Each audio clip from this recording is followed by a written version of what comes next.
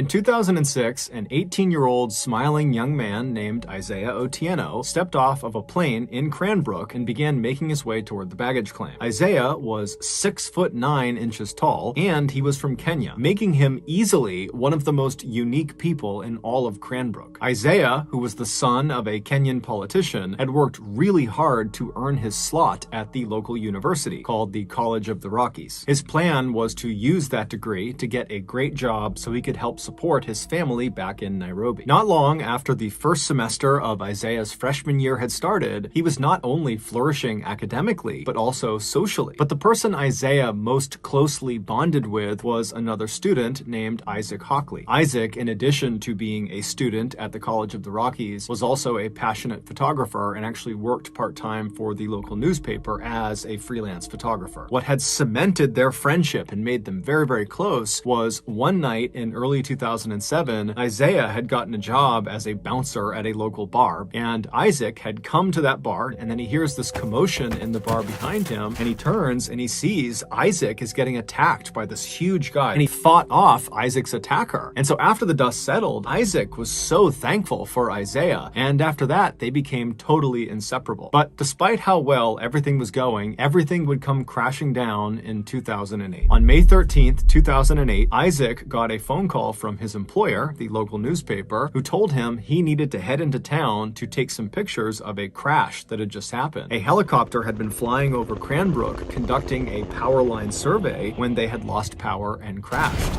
And all three people, the pilot and the two people in back, they all died on impact. And everyone's just looking in towards this massive mound of jagged metal that was on fire, and all this black smoke was coming off of it. He pulls out his camera and he began taking pictures. Little did Isaac know, these pictures he was taking were about to take on a whole new significance for him. Earlier that day, just before 1 p.m., Isaiah wrapped up his final class of the day. He remembered he had some letters in his backpack that he had been meaning to mail to his family back in Kenya. And so he decided on his way home, he would make a detour to the post office and he would mail those letters. Put his headphones on, and then he began to walk. At about 1:05 p.m., he arrived at the post office and he went inside just long enough to put his letters in the mail slot, and then he headed back outside. 1 minute later, as he was crossing 10th Street, the helicopter above lost power and crashed directly on top of Isaiah. Within seconds, he and the three people on board the helicopter would all be dead. It's believed because Isaiah was listening to music on his headphones, he didn't even hear the helicopter as it was crashing down. He was just walking, and then he was dead. It wasn't until later that day that Isaac would realize the pictures he had taken of this scene included pictures of his friend.